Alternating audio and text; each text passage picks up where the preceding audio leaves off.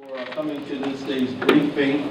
It's important to know that tomorrow is the International Day of the Child.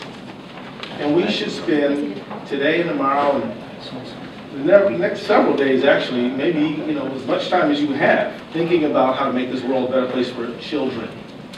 And it doesn't matter where they may be, right here in the United States or in any part of the globe.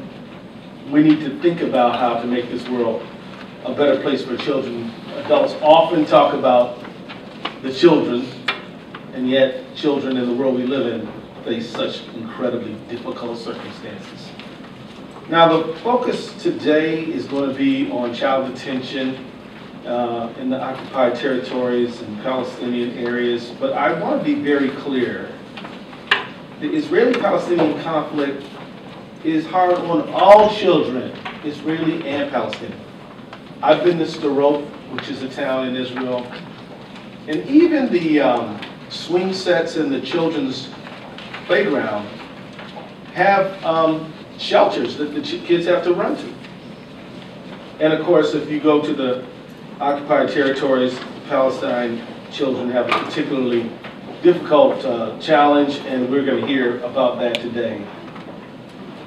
Today we're going to focus on one aspect of the problem, but we have no doubt that this problem is multifaceted, and the focus today is not even so much on the political context, but the effect on the children, and I want to emphasize that.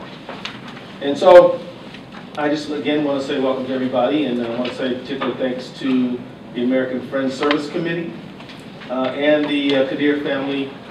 Tariq Abu Kadir has become a pretty good buddy of mine, and he's a fine young man, and I'm proud to know him, and I'm proud you're going to get to know him. I also want to apologize in advance.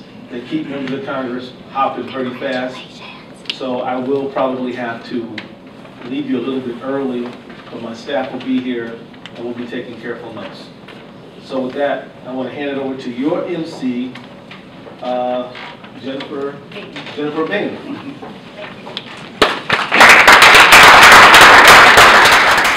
My name is Jennifer Bing, and I work with the American Friends Service Committee. And for those of you who don't know who we are, we're an organization that's about ready to celebrate our 100th year. And in those 100 years, our organization has often been advocating for children, whether it was in World War I and World War II, helping refugees flee Nazi persecution, or helping coal mining families here in the 1930s, Palestinian refugees flooding into Gaza in 1948 and 49. And still today we are working with children. We're working with children in Ferguson, St. Louis.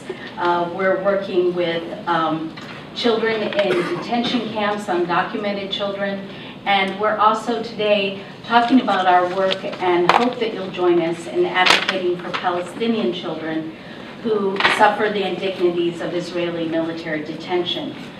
So for many years, the American Friends Service Committee has sought support from members of Congress. We always hope to join with advocates, champions really, who can champion the cause of children who aren't here to advocate for themselves. And we're really so thankful that Congressman Ellison has joined us here today and is helping us amplify this issue to members of Congress. We're also pleased that Congresswoman McCollum has also lent her name to a Dear Colleague letter that we will be bringing to Secretary of State Kerry on this issue. So today's program, we will be hearing first from some Palestinian youth who weren't able to be with us today by video testimony, and then from the Abu Kadir family, as well as some other human rights presenters. So we're going to try to keep to our time, so we'll have to take questions at the end, but with further ado, we'll move right along, and I want to introduce my colleague, Brad Parker from Defense for Children International Palestine, who's an amazing advocate and human rights lawyer on this issue. Thank you.